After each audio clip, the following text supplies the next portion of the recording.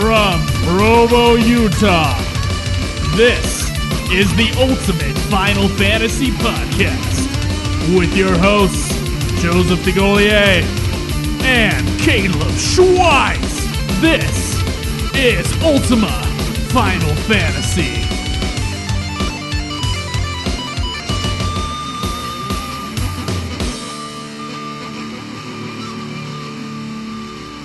Welcome to another episode of Ultima Final Fantasy, the ultimate Final Fantasy podcast. I am your host, Caleb Schweiss. And I am your other host, Joseph DeGolier. And today we will be briefly talking about Necron, the final boss from Final Fantasy IX. Right, we've delved into the Wikipedia page Yeah. on Necron, and we're going to show you what Caleb found, at least. Yeah, what little we could find. But in the meantime, we have a lot of shit to catch up on. Yeah, that's true. We do. We're going to have a couple segments this show.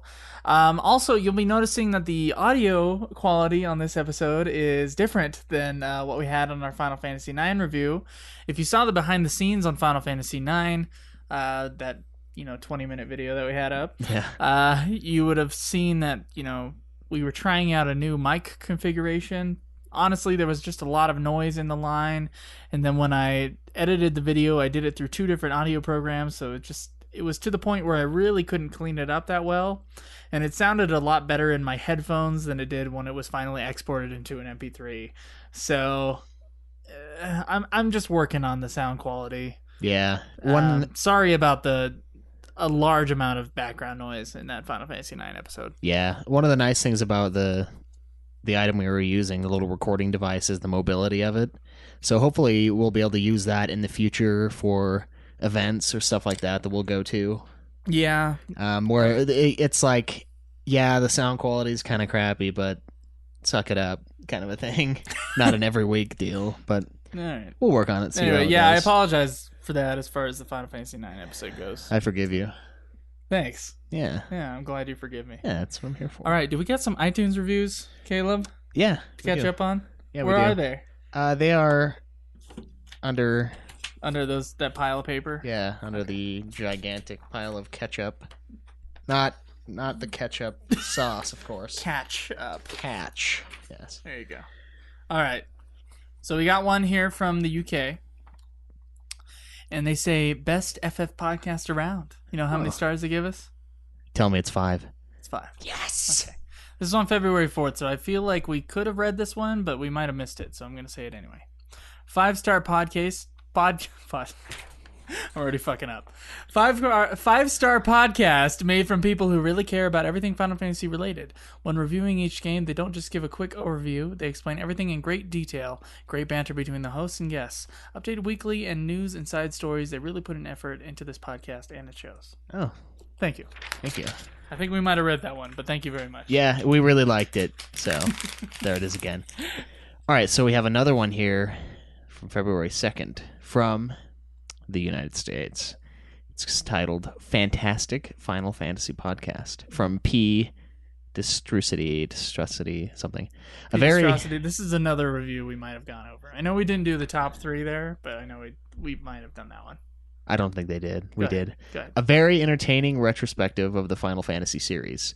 From the classic original all the way through the modern Final Fantasy games, the hosts replay these games and give an honest assessment of the stories and gameplay, and even go in-depth on some of the nuances of the storylines and theories of modern FF games, i.e. the Skull is Dead theory and the Renoa's Ultimacia theory. The hosts add wrinkles into their show that separates them from the other FF podcasts, including their own covers of music from the soundtracks. Eyes on Me, covered by Dave Mustaine, is simply brilliant. And dramatic readings of FF-related adult fanfiction. Listen to them laugh hysterically as they uncomfortably read some of these poorly written stories, quote-unquote, is worth a listen alone. I highly suggest giving these guys a listen. Thank you very much, P. Distrocity. Yeah. Distrocity. I was wondering why you were having trouble with that, but now I see it. Yeah. Okay. So this one is from Superfly TNT 6664. That one's an easy one. Yeah, All it's a right. sweet name. This is the final podcast, 5 stars. Ooh. I have been listening to this podcast for a few months now. It is without a doubt the only podcast of Final Fantasy I listen to. The best part of this podcast is when they talk about Final Fantasy. The worst part of this podcast is when they talk about Final Fantasy VIII. That's funny. I'm concerned, however, that they are skipping 10-2. What are you guys afraid of? Dress spheres? In order to have a true FF podcast when you're playing/reviewing in order, you have to address all the games no matter how terrible. I would recommend you listen if you are a fan, but if you're not, I would pass and listen to something more your style like Codcast or HaloCast, as your game choices are, let's face it, questionable at best. Man, a lot of opinion there. We're not skipping 10-2. No, we're we're just just- not, when we're going in order of the games, we're doing main series games first. Yeah, That's 10-2 will be one of the earlier spin-offs, sequels. Yeah, and spin-offs. we're doing sequels and then spin-offs. Yeah, so we'll play it. We're just not going to play it right after 10. We Right. wouldn't do that to 10. And yes, we are afraid of dress spheres. Yeah. Yeah. All right. This is the Final Fantasy podcast. A 5-star review from Baindrum, who is a forum member as well. He's a newer forum member. So I've been listening for a few weeks now, sampling both the review episodes and the other episodes to give a fair and honest opinion. I really feel that the hosts are true fans of the series, and give it weekly discussion worth any fan's time. Wholly entertaining and often very funny. The hosts are not snobby or cynical about the game series that has often recovered a good deal of flack. Instead, they seem like two friends who are spending some time each week just discussing a game series in a way that is relatable. I find myself laughing out loud, which is especially odd, considering I listen to this podcast at 6 a.m. at the gym on a stationary bike. If you're looking for a Final Fantasy podcast, look no further. Give this podcast a listen, and you will not be disappointed. You will not be disappointed. Not disappointed. Join the forums as well. It is a small but welcome community, and your voice has a good chance of being heard. It's true, because it is a small community. Yeah, there's only like 40, including us. Yeah, but it's nice. I like getting on there. Yeah. Thank you very much, Baindrum. And this one is from Riyi1, or Rion. Not sure how to say that. Great job, 5 stars. And their one-word review, Caleb? Awesome. Thanks. Yeah, thank you. That was awesome. That was very nice. All right, Caleb. I think we got some Final Fantasy 15 news to get to. Yeah, I think so. All right.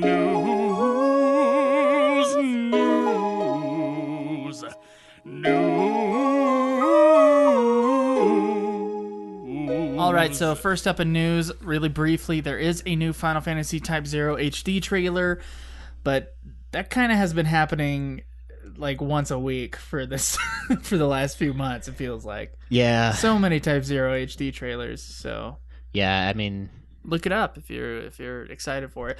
And I am kind of excited for it. Unfortunately, we're not going to play it right when it comes out. I know we've talked about this on the podcast previously. But I did pre-order it already, so yeah, it's just going to be chilling there with its $100 price tag. yeah, that's true. I bought it for the demo, I'll be honest. I bought the collector's edition for the demo. Yeah, well, there's a lot of sweet shit in the collector's edition, though. Yeah. I would recommend it if you don't have it coming. All right. And also, we got some Final Fantasy XIV news here. We'll probably get through. Let's see what we got here. Okay. So that patch we were talking about with the gold saucer and everything from Final Fantasy XIV. Yeah. Okay, that's coming out in 4 days or in 3 days because it's the 21st today, right? Well, Okay. today, when we're doing this podcast right now, it's the 21st. yes. It's coming out on the 24th, that patch. Mm-hmm. And so you'll be able to get on the gold saucer, race some chocobos, and do triple triad on the 24th. Nice. I wonder if they're going to put that super dunk. I don't know. I wonder, too. I could rock it again. Like, that's not a thing that they would have news for, but it might be there. That'd be cool. Yeah. Yeah. I'll just like sit on that thing all day. Just spam the coins or whatever they have. All right. We also got Sakaguchi received a Lifetime Achievement Award from the Game Developers Choice Awards. And here's what it says. This was an article online. Honors to the best games of 2014 will be the only thing handed out at the 15th annual CDCA Awards on Wednesday, March 4th in San Francisco, with Final Fantasy creator Hironobu Sakaguchi set to receive the Lifetime Achievement Award for his contributions to the world of gaming. So it'll be on March 4th. Excuse me. Megan Scavio, general manager of all CDC events, talked about Sakaguchi. And here's what they say. Over his illustrious and thriving career, Sakaguchi-san has established some of the most successful entertainment franchises of all time.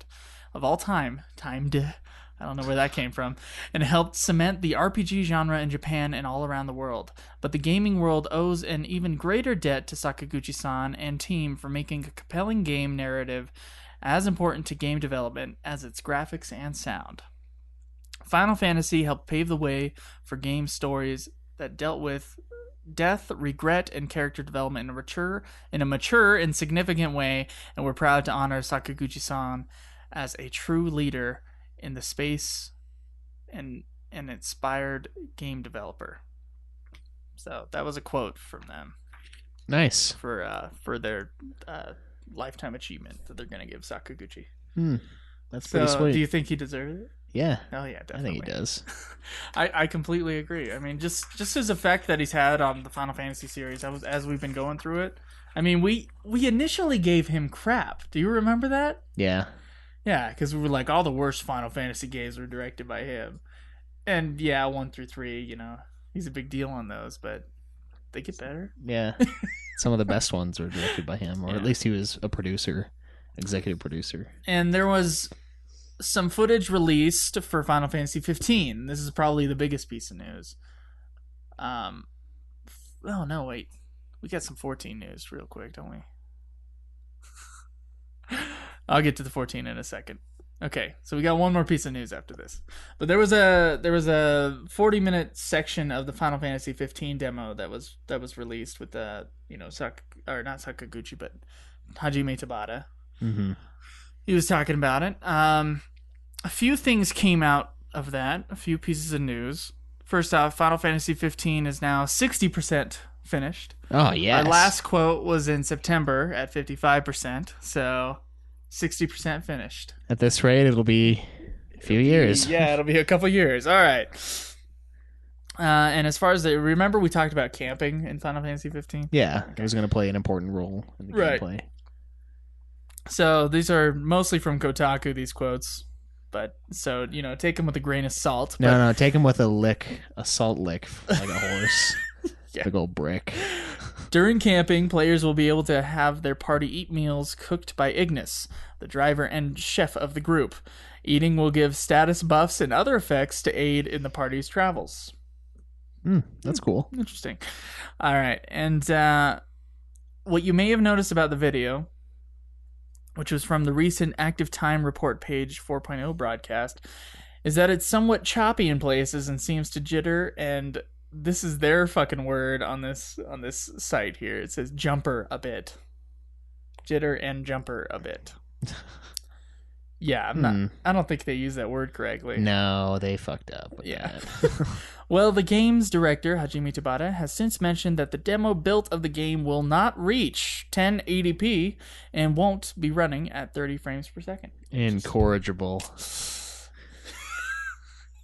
It's just too bad. Yeah. As long as the finished product does. I don't really care. Yeah, that's what they're aiming for in their finished product. You're right. So. Well, they better hit it. Yeah, it's not like it's some crazy thing. You will be able to save and load your progress in the demo of Final Fantasy 15. Oh, sweet. Episode Disca.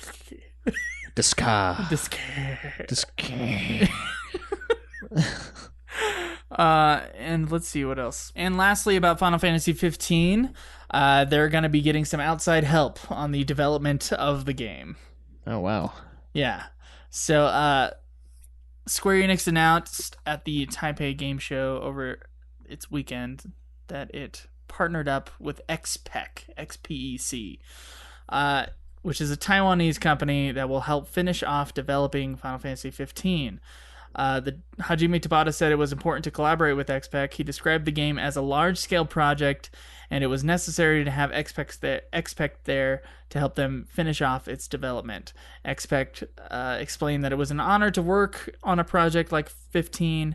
They said that most of the staff are big fans of the Final Fantasy series, and XPEC is going to be responsible for working on the train station level that was revealed over the weekend. They couldn't show much footage, though, as they are heavily involved with the second half of the game. Yeah, so another company is being hired out to help on Final Fantasy 15. And our last piece of news is that during a live stream from the Tokagai Japan Game Party, producer and director Naoki Yoshida, so Yoshi P,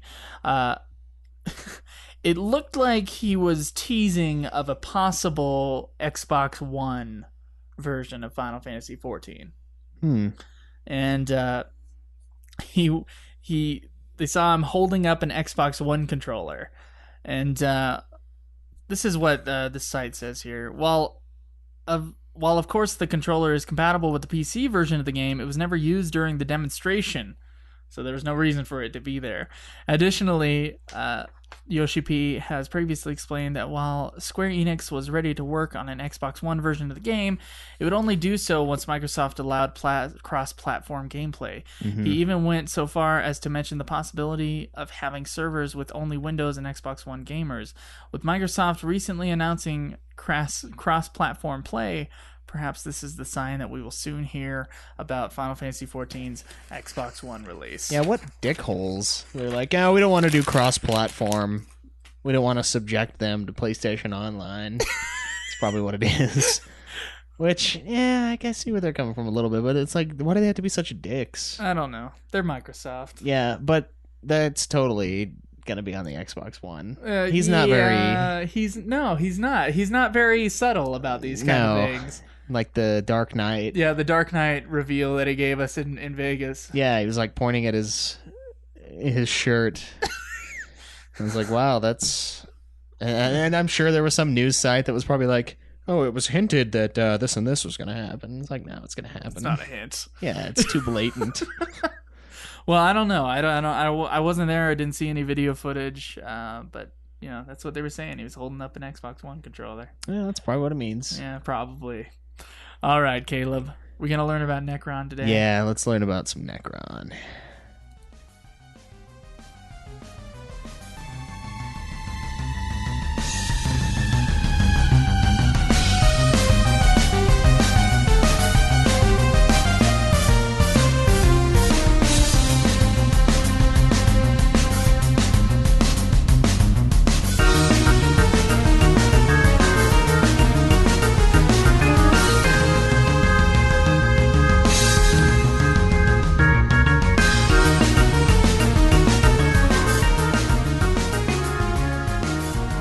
Okay, Caleb. Teach me about Necron. All right, so many of you remember the scary-ass fight at the end of Final Fantasy IX from the guy... After Kuja, right? After Kuja, yes, which is scary for numerous reasons. Hear more in our part 1 and 2 of Final Fantasy IX review. Yeah. Plug. No, so, I mean, we kind of felt like Necron just sort of popped out of nowhere. And most people feel that way, I think. Yeah, and... It's a big-time, like, final boss switch. It's one of those things where I think I read in a Game Informer thing where they were, like, figuring out the perfect RPG or whatever. Mm-hmm. They had an article about what would be the perfect RPG, and one of the things that it talked about was, you know, the final boss switch, not going to have that. And yeah.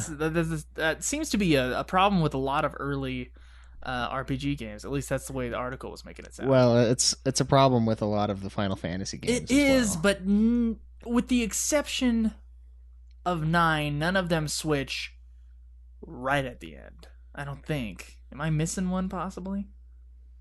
What about? You usually hear about the final boss beforehand. Well, there's the guy in 4. Did we hear about him before the very end? I don't know if the we guy did. who was controlling Golbez. Yeah. We might have for the last hour or two. Might have. But, I mean, we're talking final fight. This guy shows. Yeah, this guy shows up. Nothing happens. You just die from Kuja, and then you're suddenly resurrected to kill this other guy. Yeah.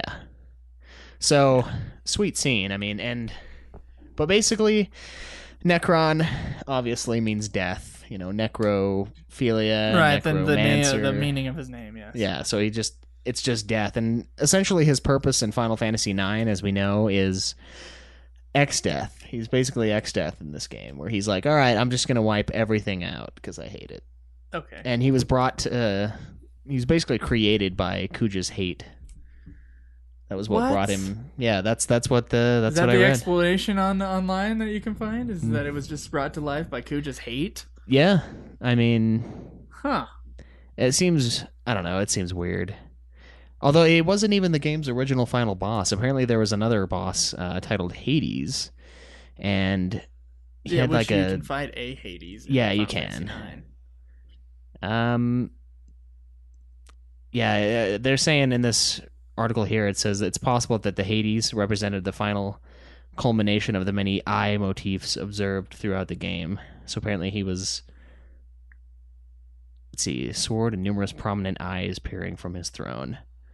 Blinking eyes. Yeah, you remember how they went crazy with the eyes? Yeah, there was a lot of eyes in Final Fantasy IX. Yeah, that was kind of going to be what the final boss was, and then they switched it to Necron. Yeah. Well, we fought a giant eye before them. True, remember that? Yeah. Yeah. So maybe that was it. Maybe that was his design. I don't know. I know they talked about when we did our Final Fantasy IX episode. We talked about they remade the ending like 11 times or something like that. Yeah. And I'm not sure if they meant ending cutscene or possibly ending boss. And obviously they changed it at least once. So I'm wondering why. Why did they go with Necron? And what does Necron really... What's his purpose? He's made from Kuja's hate somehow? Is the crystal like what brings him to life? Is he part of that whole thing? I think he's like the god of the universe, essentially. Kind of like... he's really similar to X-Death, which I did feel. And he does have the Grand Cross ability, and X-Death had one like that too.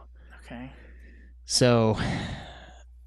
Really, I still... I don't know. After reading up on it, I still feel like he kind of comes out of nowhere. He himself, not his theme, because his theme is obvious. Death and life and death throughout this game is everywhere. It's like the uber death Final Fantasy up to this point. Now 10, there's a shitload of death in 10 too. Also, so I mean 10 also. 10 also, not 10 2. Well, 10, maybe I haven't played enough of the game. I played the first hour, and there's a lot of death if you count the random enemies that you're gunning down by if you the count thousands. Those, yeah. No, but yeah, Final Fantasy IX had a lot of death, and it also had a lot of life too, with the genomes and the little the creation of life. Yeah, so I mean that part of Necron makes sense to me, but this part that still bugs me is the part that bothers you. He's just there. He's just there. He just shows up, and there's no explanation on that page. Like, we're looking at the wiki here, and if there's no explanation on the Final Fantasy wiki, there really isn't an explanation anywhere. Yeah, I did. That's how I feel. I did enjoy the English version. Necron, his speech. It's like the exact same speech Yoda uses in Phantom Menace. The fear leads to anger. Right. That was pretty awesome. But that was, I don't know. He just starts talking to you. Is that where they're getting the theory that Kuja's hate made him because of that sentence? I think so, yeah. Where he's like, fear leads to anger, anger leads to hate leads to suffering, and he's the suffering.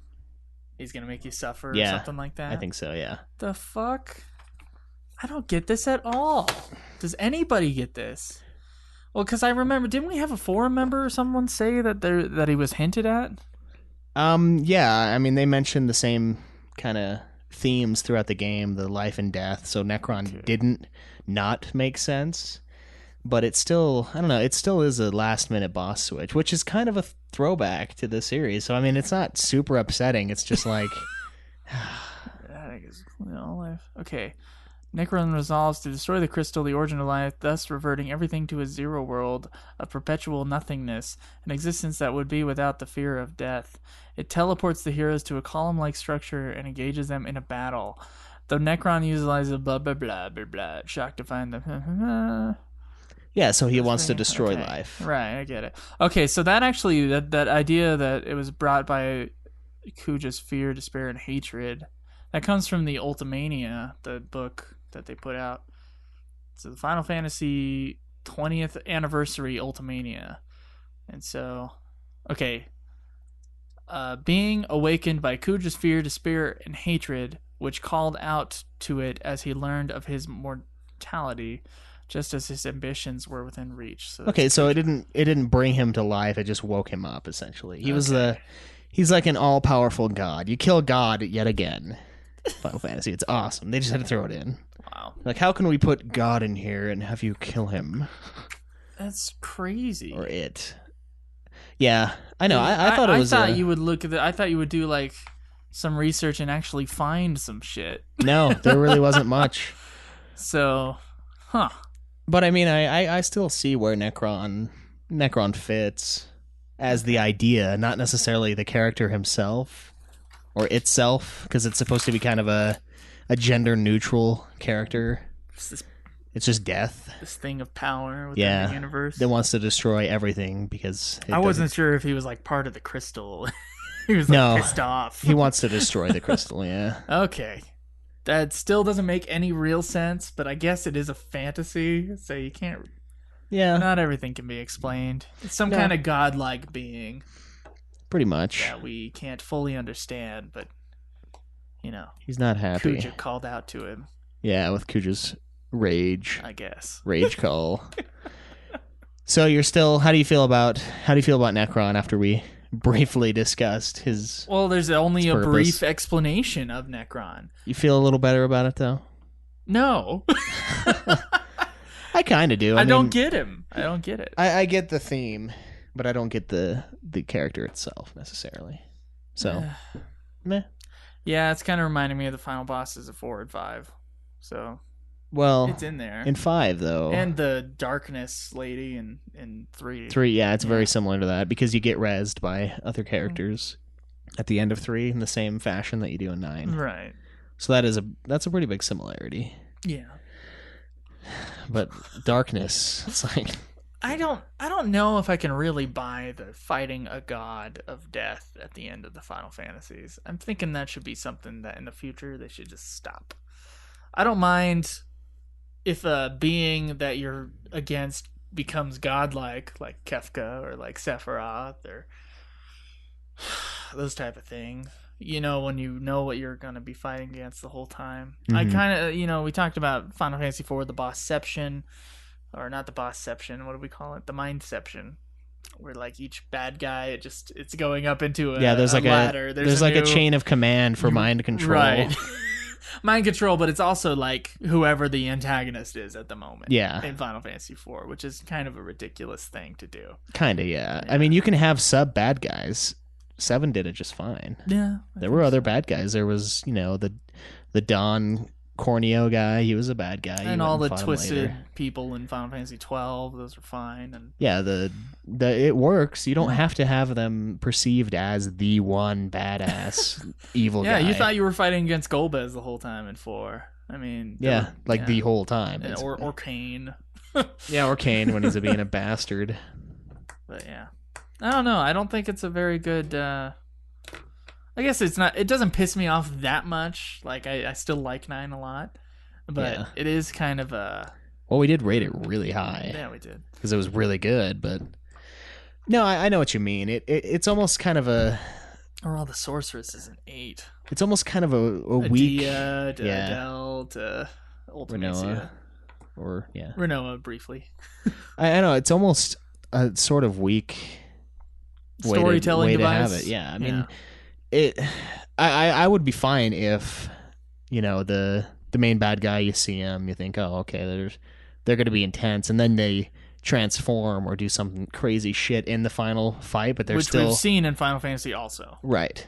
And we see that in 12, where, what's his face? I don't even remember his name. He just, like, pumps up on the steroids. Yeah, he transforms, but he's still the same guy. It's not a new guy that's, like, his boss. Right. And I think I think 9 would have been just fine if it was just Kuja at the end. Yeah, I think everything would have worked just fine, too. I mean, with him getting rescued by Zidane and all of that, or their final moments, that would have still worked. Yeah. That would have worked just fine. Or maybe Sid or someone going down and rescuing the party after Ultima had been, had been used on them. Yeah. I think that would have worked, too. I don't think Kuja necessarily...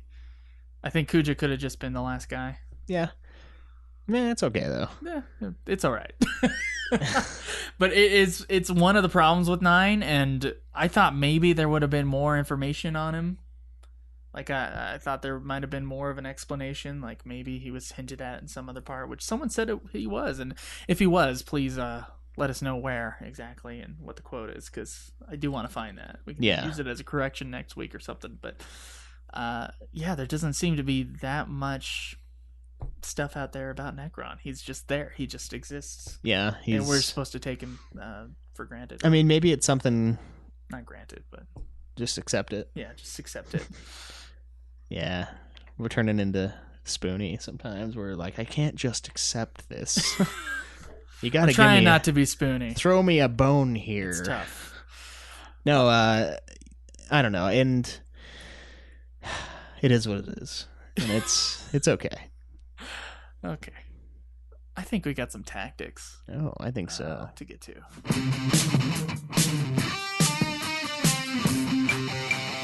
When you start gonna boss you just a bit, you know you need your best. When you're looking for items that you see, You know we'll help you out with some tactics you might need. Alright, so this tactic is brought to us by Batman, an Ultima weapon on the forums. Oh, nice. It's titled Chocobo Trainer Race. Here are a few quick pointers. Here are a few quick pointers for Quick racing prongers, for racing the Chocobo Trainer on its highest difficulty. which you get a trophy for this, right? Yes. Okay. You have to And do you're it. trying to get all the trophies. In Yeah. 10. The thing is if you're gonna platinum the game, you have to do this because Right. this is how you get the weapons, Okay. the celestial So weapons. tell me Batman's strategy for this. All right. He says if you're trying to get the Sun Sigil, you will need to finish this race with a time under 0.0 seconds. I have had a race time that finished at exactly 0.0 seconds, and I only won a shitty item. In order to achieve this time, I'm sorry, I was caught off guard by that. In order to achieve this time, you need to shoot to get between 12 and 15 balloons while only getting hit once or twice if you are fast enough to the finish. It is very difficult, but these tips will help you. And remember, use the D-pad. It makes maneuvering your chocobo a little easier. Also remember that if you I run use the into... D-pad a lot in 10 anyway. Do you? Yeah. What's funny is Jake, the kid who loves Final Fantasy like crazy, who's going to be on the show one day because I keep forgetting. But We told him he would, and then I was like, oh, shit, I already did 7. No, but he played 10 without the analog stick, so he had no idea what Lulu's ult was. oh my god, really? Yeah, he had like one of those non-analog stick PS2 controllers. I didn't even know those existed. Yeah, or no, he had a DualShock 1 PS1 controller or something. There was something fucked up to where it wouldn't let him use let him use the thing. Yeah, and he never was didn't able press to the middle button. Yeah, he was never able to do the friggin' Turn on. You can turn on and off the analog on the original DualShocks. Yeah. That's probably what he didn't. Obviously, didn't know how to do that or something. There was, I think he was right using a about that. DualShock 1 because you can still use them. You just won't be Yeah, able to you can use them the- on 10. Yeah, But can't use them in the Kingdom Hearts games. Nope. That pissed me off because I had to go buy a new controller. So yeah, he had no idea what Lulu's ult was. He had like no clue until he played it again. That's funny. Yeah, that sucks because that thing's a piece if you don't. Anyway, it's very difficult, but using the D-pad it makes maneuvering your chocobo a little easier. Also remember that if you run into an invisible wall, quote unquote, it will cause your chocobo to make a hard turn back on course. This is sometimes useful when you need a quick dodge. The first ramp-like area will try and trick you into thinking you can pick up a balloon or two by moving left. Don't do it. This will cause the trainer to move ahead of you, and you don't want a single balloon. And you won't get a single balloon. Oh, I remember this now. Fuck, it's coming back. Instead, stay right, as your goal is to gather a couple balloons and be in front of the trainer as you round the corner. Being ahead of the trainer as you round the corner will cause most of the birds to target the trainer. This helps free you up to gather more balloons without the risk of getting hit yourself. It is very important that you attempt to stay to the right as much as possible, as moving more to the center or left will cause the birds to start targeting you. It is also important to note that while there are some sets of birds that target the trainer while you are in the lead, some will aim for you regardless. These usually give you enough time to dodge them if you are paying attention. And if I remember correctly, the camera angle is fucking horrible for this. I'm sorry. I'm pretty sure it's I've never tried doing this, so this is all new to me. I'm pretty sure it's like the side view and the shit's coming this way. And I'm like, if I remember right. Yeah, that was good radio telling people that the shit's coming this way. So I'm going across the screen horizontally and stuff is coming at me that way. And I was like, fuck this. I don't even know what this is. During the second turn, try to stay to the right as you head to the final leg of the race. This last stretch is where a bit of luck comes in, as the birds are a little more unpredictable. If you stay to the right, you will have a better chance of avoiding the birds, but the balloons are scattered all over the place. Only make very calculated attempts at collecting balloons in this last area, as you can be hit multiple times in a matter of seconds and end a promising run. A last bit of advice: if there are a few balloons in a row at the very end of the race on the left-hand side, you can attempt to collect them, as the birds don't always have the time to fly into this area. It can be dangerous getting over here, so only do it if you, it says is you, it's really fucking me up, if you need that last balloon or two to get to your target time. Good luck. Man, that sounds like hell. Are you going to use this guide here? For Hell yeah. Yeah, okay, all right. I'm going to have this shit pulled up and go for it. All right, Batman, lead me. Yeah.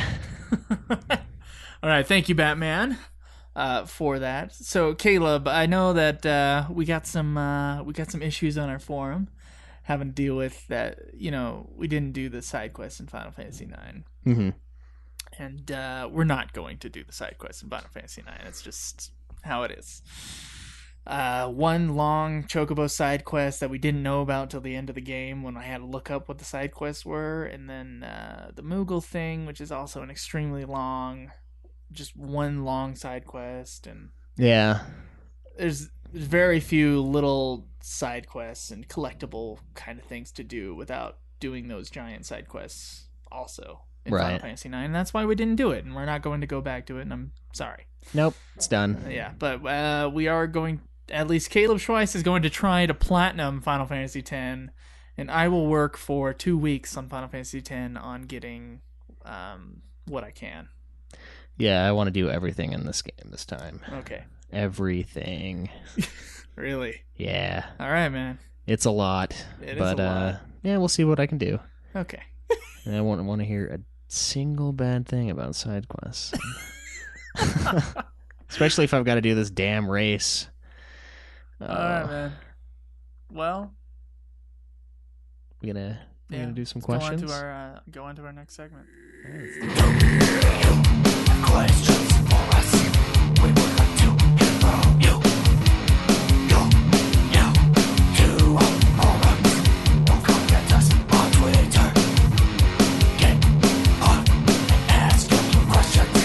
We'll answer them within a week. This is the question segment. Ask and you will receive. All right, so the first question in today's question segment. We got a lot of questions. It's true. In the last 2 weeks, so we'll try to answer as many as we can by the end of the hour. Let's do it. All right, so this one comes from Batman, still an Ultima Weapon. Hasn't been posting in the last 5 minutes, apparently. So, tough question for Joe and Caleb. It's titled Tough question. Emulation. A tough one? Just the question. Okay. While we would all prefer to play each FF game in its original format and pay for each game, how do you feel about downloading a game on an emulator in which you have no means to otherwise play? I understand that for the most part you can find someone selling an FF game and a console, but they often charge way too much money. even if you were to purchase the physical copy of a game, the parent company won't get a penny of that transaction unless it was a digital purchase. And what about games that aren't available for digital download? Do you think that you should always pay for a physical copy of a game even if Square Enix won't see a penny of that purchase? Or do you think that if you have the means to download and play a game, there is no harm done? I personally feel that if I wanted to play an obscure title like FF Crystal Chronicles, and there was no way to purchase the game through a paid digital download, I might be detracting from future FF sales due to my... is in Australia, right? I believe so. Okay. Due to my lack of experience playing this game. We have all seen visual copies of masterpieces from artists like Picasso and enjoyed these images without purchasing the actual... Phone just turned off. Without purchasing the actual painting, so why should downloading an original copy of an FF game, which is not available for digital purchase, be such a bad thing? I understand that you cannot condone illegal emulation. Of course we can. Well, we But do can, you but think that games should be able to be enjoyed through emulation if they cannot be purchased directly from the producing company? This is a complex issue. What was the first question in that whole list? How do we feel about downloading a game on an emulator in which you have no means to otherwise play? Okay. The caveat there is in which we have no means to otherwise play. Yes. Okay. There's always a means. All right. Not necessarily always. No, not always. As far... My only exception to this is if you cannot get the system, I think that's okay to download old games onto emulators. Games that the company is not making money on anymore. Right, I mean... That there's no new version to play. So let's say Earthbound or something like that. It's a Super NES game. It's rare. You can't get a hold of it, really. Donkey Kong Country. I already said the word rare, but... Rare was bought up by Microsoft, and although the characters of Donkey Kong, Nintendo can use them for future Donkey Kong games, Donkey Kong Country, the Super NES game, cannot be available on Nintendo stuff from now on. There is a Game Boy port, though. Yeah, at some point there was a Game Boy. You're right. That's going to age, right? Yeah, the game itself is already aged. So it's not available on WiiWare anymore. No. Right. So you can't... There's no way to get that game legally. Unless you get a used copy. Unless you get like an old used copy, which are extremely expensive. Yeah, and that's kind of where the duality of piracy comes in. I mean, is it really that different for me to go down to, the local JV Games video game store and buy a used game? I'm not supporting Square. No, but I'm supporting JV Games, which is a local business, which I'm happy to support. Right. But at the same time, Square Enix will not see a single penny of that because they already sold that copy. That copy has already been sold. So I can kind of see where people would say, oh, well, it's not no harm, no foul because that copy is a used copy. I'm just going to download this instead. But there's a problem with that. And the problem lies with if everyone were to do that, there wouldn't be any games.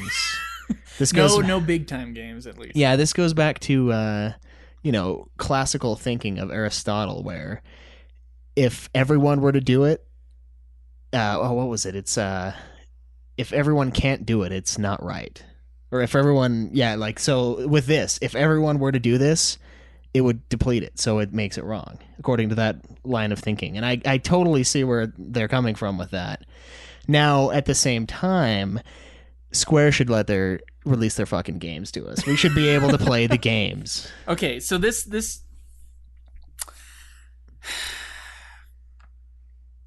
Now, this is kind of a case-by-case basis. Now, at the beginning of this podcast, episode 1, we said we do not support emulation.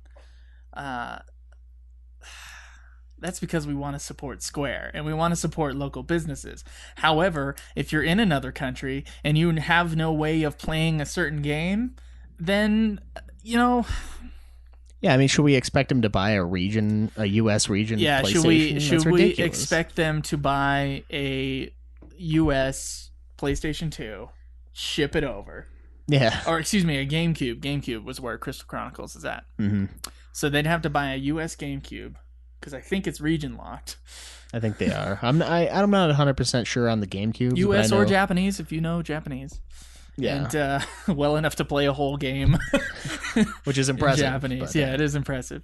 So you'd have to ship both that and the game is not cheap. But yet buying a used copy of the game doesn't support Square Enix. It supports the export store Right. that you get it at. Which is still good for, the local economy. It's still good. but Yeah, that's- it's still good for them. So But I think at all cost, at all reasonable cost, do not emulate games. yeah, I would say Yeah. that too. If you are, do the legal thing. Play a game that you already own, that you already purchased. Yeah. Yeah. Yeah, I don't know. Just for the save states. Yeah, and I like having the copies. I don't know. When it's something I enjoy enough, even if I do have a burned disc of a CD, if I like the CD, I'm gonna go buy the CD. I think it's don't- absolutely ridiculous to emulate a newer game Oh yeah, that you can get a hold of easily. I don't think you need to have a digital download of the game. I think a physical copy is just fine. Now, I know this goes with the whole argument of digital versus physical, which we had before, and I believe that both of us believed, with the exception of some PC games, that physical was the way to go, right? yeah. It doesn't really matter though. It's still the game. Okay. I'm against emulation within reason, Yeah. I think. And that reason being, you can't get a hold of the fucking thing. I'm okay with the English versions of 2D Final Fantasy games that never made it over here. Fan translated stuff. Yeah. If that's the only Yeah. way to play it, If then, that's the only way to play it, then you're kind of supporting the making of future games by downloading that. You're being a fan, and they know that if they come out with a new game, that you'll be likely to buy that. But let's say illegally playing Final Fantasy XIII, I think is ridiculous. Yeah, there's no reason for it, especially when it's a new game. I mean, sure, Square won't make any money off of the sale unless they're still making copies of it, which I'm not sure if they are or not. But at the same time, there's no reason for you to be stealing it. It's like a fucking 3-year-old game, 5 years, 6, something like I don't know. Now, It's, if you're in Australia, and I'm not sure if they got the Crystal Chronicles or not, you Batman, I think you're Australian. I think. yeah, it's something. I guess I'm not really that opposed to you pirating it there. But pirating it here in the US is ridiculous because Yeah, you can find copies of that game and you can find GameCubes for $20. Right. So fuck it, man. Yeah, there's It no might not reason. even be that bad to export it. I don't know. I mean, that would be kind of up to your discretion at that point, but piration ruins industries, and we want games, so. But definitely for future Final Fantasy releases, for more recent releases, don't pirate. Yeah, there's no reason. You can get the game. Get the game. And if you can't, then go for it, I guess. They should have all of the games in pretty much every country, I think. If they want to avoid piracy. Central Asia, Africa, they're not gonna. Well, obviously not everywhere. The places where people are going to buy the damn things. All right, so there's another one here. Which you can still import. You can import from everywhere, basically. On It's Amazon. true, yeah. Amazon So loves the world. yeah, I can import it. I can import from Japan on Japanese Amazon. Nice. There's like this 4-hour making of Princess Mononoke that has only been partially translated into English on YouTube. And I was thinking about just buying that, but DVDs are expensive in Japan, so I thought for a little longer and decided that wasn't a purchase worth the getting. Yeah, that's probably a wise choice. All right, so there's another question here from Batman. Not yet, anyway. The day that I have a lot of money to spend, Yeah, for your needless collections. Yeah. That you'll watch like twice.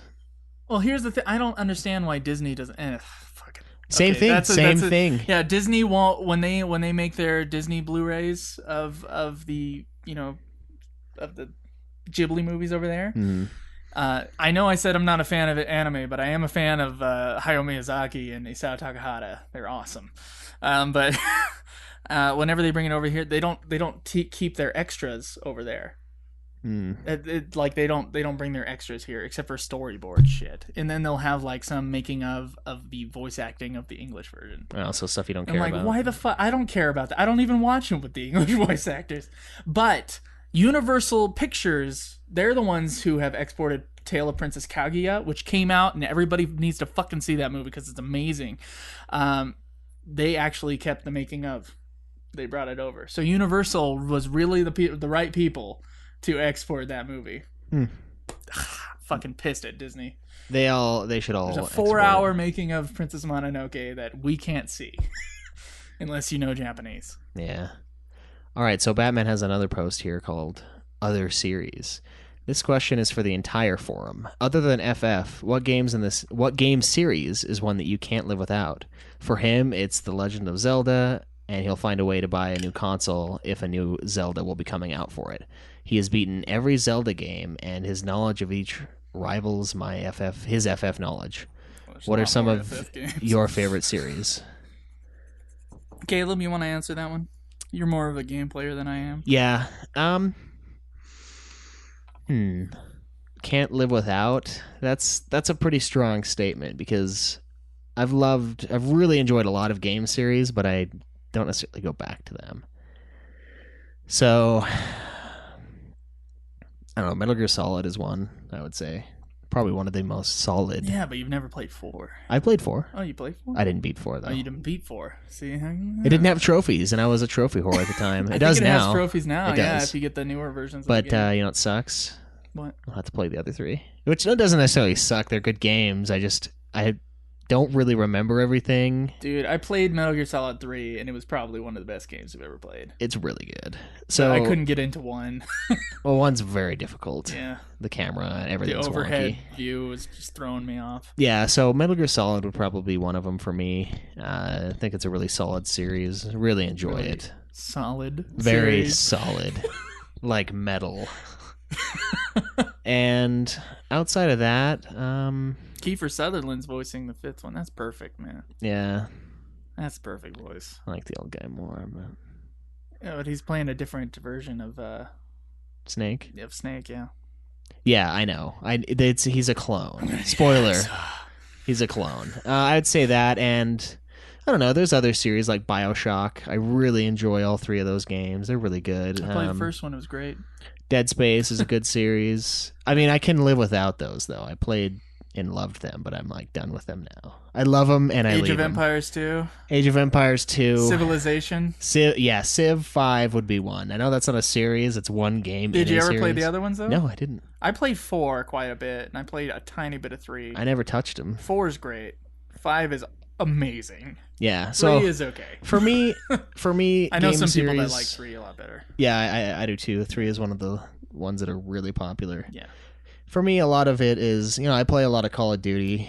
I hate it, but I play it anyway. You hate Call of I Duty, kinda but you love do, it? yeah. Okay. When I'm playing it and I go around a corner and I just get gunned down instantly, I'm like, why am I fucking playing this? Campaigns are always great for those. Yeah, they're usually intense. Yeah. But I don't know, I can really live without series. There's particular entries in series that I really enjoy, but there's not a series that I Okay. So constantly go you're back not a to. Zelda fan. I know you're not.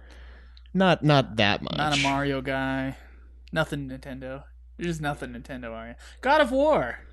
Yeah, God of Thought War you is loved God of War. It's a really good series, yeah. Yeah, okay. You're surprisingly lukewarm about all this. Yeah. I'd say, yeah. Well, it's different because they worded it as series you go back to. Okay. And I don't look back, baby. It's all forward for me. Okay. Well, Mostly. But yeah, God of War is another really good series that I really enjoy. Haven't played them for a while though. I mean, I platinumed the first one. So Okay. kind of feel like everything's done. What about you? Well, besides Final Fantasy, man, I would have said Halo at a different point in time. But ever since they went to the separate Microsoft company that they set up, 343 Industries or whatever it's called, Not as big on them. not as big on them. No, Halo 1 through 3, I fucking love. And part of it is the social aspect of playing with friends. I think it's still a way better. I think Halo 2 is better than any Call of Duty as far as multiplayer is concerned. It's so well balanced. It's fun. Like the physics are perfect. Yeah. Yeah. Call of Duty is kind of a lukewarm replacement for for Halo. Especially the good Halos 1 through 3. Because I played every single one of those a lot. Yeah, I played a lot of them too. And so that I would have said that at one point, but now it's kind of like, well, I'll try out Destiny when I get that PS4, which should be coming soon. I'm waiting for my Utah tax return. Yeah. Are you gonna get the new COD? Play with us? No, probably not. Because you guys will get bored of it by the time I get. my Maybe. PS4. It's still like a time waster. Like when I have 15 minutes, I'll throw COD in and get pissed and then go do whatever I was supposed to do. You know, I played it with you. That's a really fast-paced game of COD. I enjoy it. That was pretty enjoyable what I played with you. What is it called? Advanced Warfare? Yeah. And I like Battlefield 4 more. kinda fun. I know you're not as I big. hate Battlefield. I'm sorry. Joe can't handle it. The physics. Can't handle he gets how rocked. big the maps are and all that. I love it. Stuff. But My favorite thing in the world is a lot of people on a small map. That's why I love Halo, because you can do shit like that. But yeah. Battlefield's just the opposite of it. Well, there are maps that are too small. much sniping. I hate sniping. I love sniping. But it depends. I like games. I don't necessarily go back to series over and over again. I just enjoy particular games. Yeah, the hosts of this series probably don't really care too much for other series too much. Yeah. Or we'd mostly because I'm not that big of a video game player. I mean, your answer surprised me, but yeah, it's how it is, man. See, what do I got down there? Ooh, Tony Hawk Pro Skater. Yeah, those are really good. Let's see. I'm trying to look at my games from across the room. Yeah, there's not really. But the thing is we can live without the next installment really in Tony Hawk. Series. Roller Coaster Tycoon 1 and 3. Yeah, 3 is awesome. I think those games are amazing. It's a hit and miss though, honestly. For me, even though I've played mini series, I played all of Dead Space, not all of GTA. I've got to play 5. Okay. It's really good, but I stopped playing it for some reason. The reason why I stopped playing it is because I was like, I'm gonna go through 3 Vice City. Playing a Final Fantasy at the same time as 5. I think so. Yeah. I think when we started the podcast, you were playing 5. Yeah, maybe that's why I stopped. You maybe stopped. Yeah. Because I was trying to play Final Fantasy 1, and I was like, fuck. I don't have time for Grand Theft Auto. I have to figure out what it might have been a different one. I'm not sure. Yeah, maybe. Yeah. Yeah, so that's our answer to that. Yeah. Sorry, guys. I love games, but I can live without most series. It's just installments in the series that I truly enjoy. Yeah. All right, so let's get on to the next question here. It is from none other than Void, level 99 on the forums. He asks... By the way, there is a level after I banked Tifa. It's true. We're getting there. You just got to get to 750 posts, and then you'll see it, and it's funny. So... Yeah. Void says, I think that Bravely Default is the best Final Fantasy game that I've played in years. It's Final Fantasy in everything but name. Even the internal development started as a Final Fantasy game. True. Have either of you played or looked into it? What are your overall impressions of the game? I've never played it. Caleb Craig has played it. He loves it. That's all I've gotten from it. I know it was a Final Fantasy early in development, and then they changed it. Mm-hmm. And I don't know why. But and I know it was a big hit, and I've heard it's great. We don't have much Nintendo paraphernalia. No, honestly. I didn't have a DS. We're Sony guys for the most part, and Microsoft. So that's why that's one of the things is that I don't have a DS. But since it was originally a Final Fantasy, I mean, it's gonna be on the tail end of this giant saga that is our podcast. Yeah, so you will find out for sure. Yeah, what we feel about Bravely Default, though. All I've heard is good things. Yeah, I've heard really good things, and that is exciting because it seems like the job class is really in depth in it, and I loved that in 5. So yeah. All right. What kind of movie is Joe interested in making from Shinru, oh my God. A Night of the Round? This question.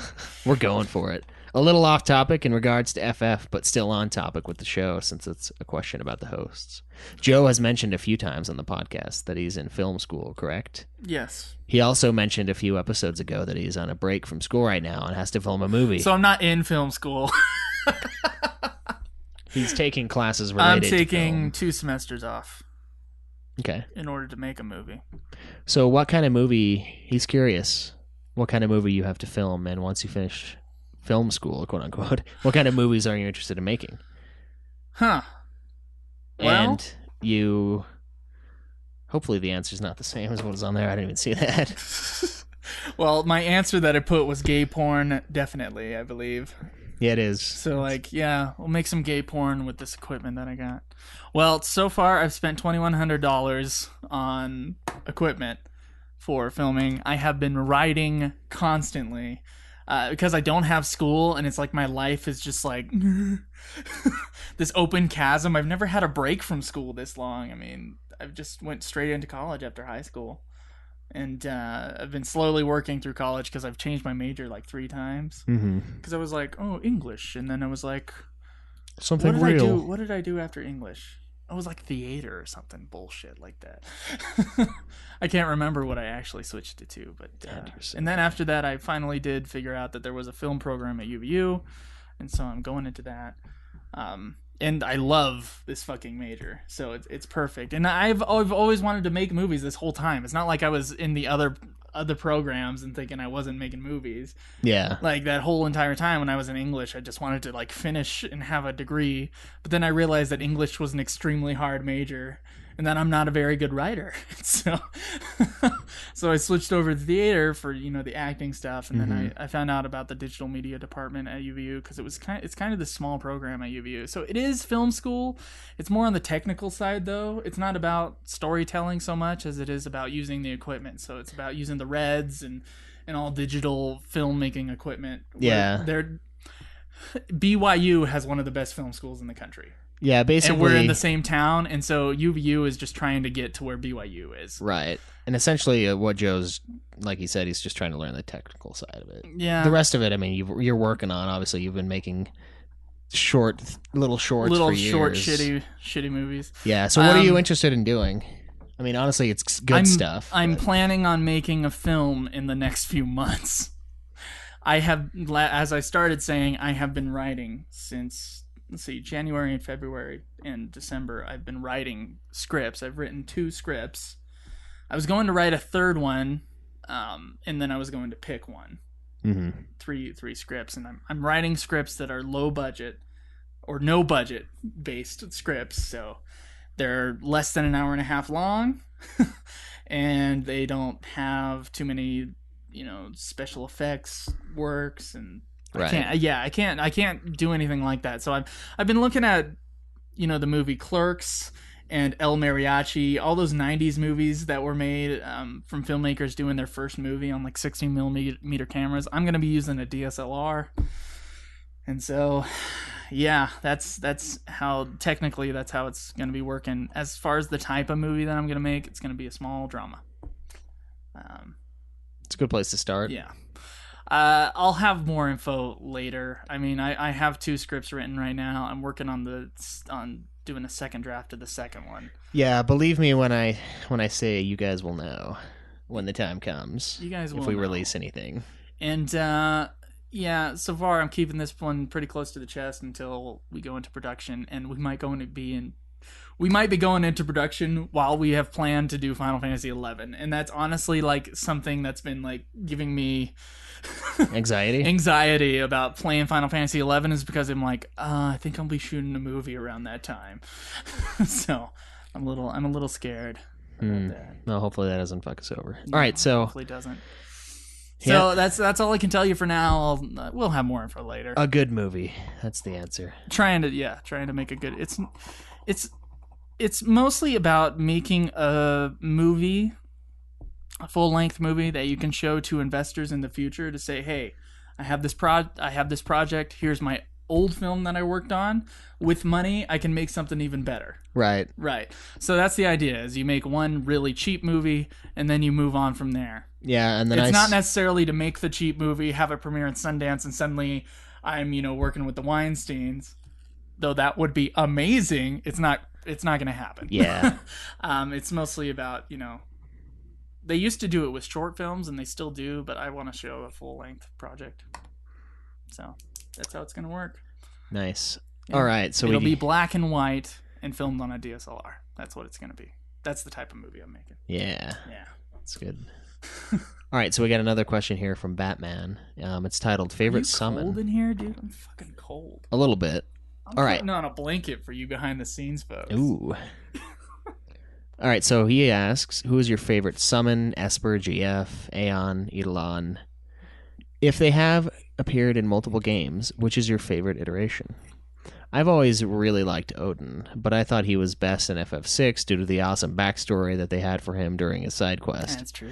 I also like how he transforms into Raiden in a couple of the games. adding a new twist to his abilities. What do you think? Favorite summon? Yeah. I think I've answered this one before for I feel like we specific have. games. But in general, Ifrit, I'd say. Damn. He always has the coolest design. He's in every single one. He's usually like an early summon that you get. He's just cool. It's fire damage. Yeah, I would say either Ifrit or Bahamut. They're both usually. Oh yeah, Bahamut. They're both Bahamut's always badasses. good. Yeah, I've always loved Ifrit though. Like the first time I got him when I was playing 7, I was like, this guy's sweet. Shiva's pretty hot. My though. favorite design of Ifrit is probably from Final Fantasy VIII. Yeah. Yeah. I actually like Diablo's. Like to me, it's like the perfect Perfect version mix. of Ifrit. Dude, Shiva in 10, man, it's nice in that HD. I like Shiva in 8 also. Yeah, I just she's love the summons. really- I think the summons in 8 look great. I don't think they look as good in 7 or in 9, but I think No, 8's 8's Diablo's summons are design great. is like really good Diablos to me. is really cool. Yeah. I love that design. He's like kind of a one-off, but All right, Caleb. Well, we're approaching the hour. Let's do one more question. all right, one more question. One more question. Let's see, which one do we want to do? And you guys can keep asking the questions, just that we'll have a big bank to choose from. All right, let's do an FF10 question. I know we're playing 10. No, wait. You till wanna we do save a that 10. one? Yeah, we're gonna save 10 questions for the 10 review episode, Okay. which we still have a little while. So, okay, what's this? All right, so this one is. A lot of Batman today. I'll choose somebody else. Sorry, man. Sorry, Batman. We've had a lot of you in this podcast. All right, this one is Okay. titled Airships from Crimson Command. Okay. A Black Mage. So, as I listened to the most recent episode, part 1 of FF9, I remembered my favorite airship, the Invincible. Which one? 9 had many great airships, and the airship is constantly an important aspect of the series. From all of the FFs, what are your favorite airships and why? Mine is, like I said, the Invincible from 9, with the Ragnarok of 8 in a close second. There were a lot in 12, but none were memorable. I think the sleek design coupled with the midnight blue scheme is beautiful. Also, the mind-controlling capture eye thing is pretty badass. Favorite airship? That's a tough question, because I don't remember the names of all the airships. That sucks. Yeah. Okay, you know what? The Lunar Whale. Yeah. Yeah. That could go up into the moon, and Yeah. that was pretty sweet. In case you wanted to get your ass kicked. Yeah. So that's probably a second. The first, though, is an airship from the 3rd Final Fantasy that I cannot remember the name of to save my life, but there was an airship in the 3rd Final Fantasy. You get a couple airships in Final Fantasy 3. There was an airship that was mega super ultra fast. And I cannot remember the name of it for the life of me, but whatever that fucking fast airship was in Final Fantasy 3, that's the one. Yeah. There was an Just because the fastest the airship is, the best. I Yeah. don't care how it looks. Just That's why- its functionality is what's important. That's why 8's pissed me off, because it was kind of slow. So they're Yeah, like- 8's was slow. I did like being able to select where you go, and then it would just go there. Yeah. That was pretty That's cool. more of the programming for the game than the Yeah, airship itself. Yeah. And then in 10, they were just like, fuck it, we'll just do just that. Like all 1 through 6 always had a fast airship, but I think 3's was like the super fast it was. It was like the tiny little bastard that was like, one. Yeah. it's like Mach 3. So that'd probably be mine. I mean, do you have a favorite? Let's see. I don't know. I do really like the Ragnarok. I think it's a sweet airship. I mean, it looks cool. It like fucking It does grabs look onto really the cool, yeah. what is that? The The Lunatic Pandora. Yeah, it like grips onto it like a fucking transformer. That one's pretty sweet, and All right, so we got some replies on that, right? yeah, Okay, what were you about to say? that one's sweet, and I don't know, I can't remember. All right, so the Invincible is really cool. This is a reply from Light Sage. I really like the look of the Celsius from 10-2. It's like the hot rod of the Final Fantasy universe. Batman says I'd go with the Blackjack from FF6. It was fast, the only one at the time, and had its own onboard casino. That's a good point. Yeah, that is a good I point. think there was even free booze from that guy who said, "Go, customers, any refreshments?" Plus, it's ideal for kidnapping hot chicks and having giant orgies. Yeah, if you have listened to our fanfiction Yes. episodes. The Invincible, the fact that 10 had events, took place on the airship. 10's airship is pretty sweet too because of its like nuclear. It's cool, but you never get to fly it. No, it does have like nuclear destruction capabilities though. So I mean, it has an appeal. It's like 12's also. You never get to fly it. You know? Yeah, Which blows. it does. It takes away the freedom of the game. I mean, Right. It's so linear. All right, well, I think that's going to end it for this episode. We want to thank you guys for listening and for giving us your iTunes reviews. Please, if you haven't already, review us on iTunes. We had a moment this week where we were up ranked really high, and it was nice. It was. We love it. And I think we got a lot more people listening to our show since Limit Break mentioned us, and since our ranking in iTunes was higher for at least a little while. I think we got some new people on. So for you new people, welcome. And make sure you join the forums and ask a question. Yeah, give us some fodder for the old question segment. And also remember to check us out Probably my on... favorite segment because we don't have to plan anything. That's true. It is easy. Make sure to check us out on Patreon too. I mean, give us $1 and we'll throw you the episodes a day early. Yeah. It's pretty nice and really we got a new Patreon supporter. So I can't remember. Was it Douglas? yeah. Yeah. So Douglas, thank you for supporting us on Patreon, and everybody else who supports us on Patreon, thank you very much. Mecha Messiah, we're going to, as we end this episode right now, we're going to find a new place to get that mug. Yeah, the copyright issue bullshit that they tried to pull on us. Yeah, and that was a few weeks ago, and we're just, we're trying to recover from that. It hurts the pride because we totally made that design. Yeah. I mean, it looks exactly the same, but Yeah, we got your bumper sticker, we got your shirt, we will get your mug, and as soon as that happens, if anybody else comes along, we know exactly where to get everything. yes, and what to do. and the shirt is nice too. So the shirt is nice. I'm tempted to keep it. It's a little too big for me, but It'll shrink. it'll shrink. Yeah, hopefully not too much. I Yeah, wouldn't want to give Mecha Messiah a shirt that just like goes it's like tiny. from where it is to like super small or something like that. He might be another belly shirt. Who knows? Who knows? And we need to get Mecha Messiah on the show here soon, don't we? Yeah, it's been a while. We haven't talked to him that much on the forum lately, but he's still supporting us on Patreon, so I hope he's still listening. So I think it'd be cool to get Mecha Messiah on another episode. Yeah, we should Somewhere look into in that. this 10 time while we're working on this stuff. It's a long time. Yeah. All right, you guys. Thank you for listening. Yeah, enjoy the grind.